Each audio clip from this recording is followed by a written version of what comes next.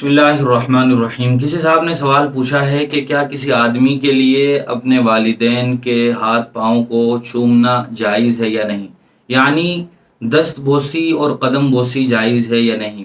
اس سوال کا جواب یہ ہے کہ اس سلسلے میں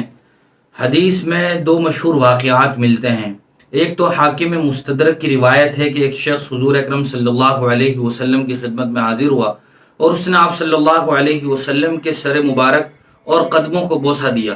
دوسری روایت ترمذی کی، نسائی اور ابن ماجہ کی ہے کہ یہودیوں کی ایک جماعت خدمت رسول صلی اللہ علیہ وسلم میں آئی اور انہوں نے آپ صلی اللہ علیہ وسلم کے دونوں ہاتھوں اور دونوں پاؤں کا بوسہ دیا۔ ان دونوں روایات کو بنیاد بنا کر فقہاء نے اور مفتیان اکرام نے یہ مسئلہ لکھا ہے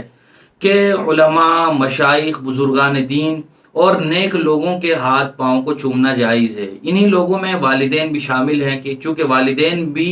نہایت ہی عظمت اور احترام کے قابل ہستیاں ہیں، قرآن و حدیث میں ان کے بہت سے فضائل ہیں، انہی فضائل کو ملحوظ رکھتے ہوئے ماں باپ کے بھی ہاتھ پاؤں چومنا جائز ہے۔ لیکن یہاں یہ بات یاد رکھنی ضروری ہے کہ ہاتھ یا پاؤں چومنے میں کسی طرح کی بھی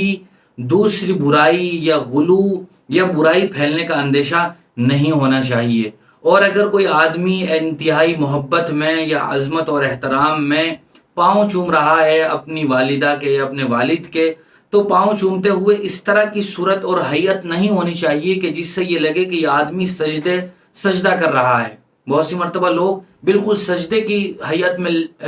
لیٹ جاتے ہیں یا یہ کہ بالکل سجدے کی صورت اختیار کر لیتے ہیں، تو اس سے گویا ایسا محسوس ہوتا ہے کہ یہ والدہ کو سجدہ کر رہا ہے۔ تو اس طرح کی حیت اور شبہ نہیں ہونا چاہیے کہ وہ سجدہ کر رہا ہو، اس طرح کا احساس ہوتا ہو، چونکہ سجدہ اللہ کے علاوہ کسی کو جائز نہیں ہے، نہ نبی کو، نہ ولی کو، نہ والدین کو، لہذا اس طرح کی صورت اور مشابہت بھی نہ ہو، اور آدمی غلو سے بچتے ہوئے اگر احترام میں اور عظمت میں پاؤں چوم لیتا ہے تو اس کی شرعاً گنجائش ہے۔ تمام تر شرائط کو ملحوظ رکھنا یہ ضروری ہوگا۔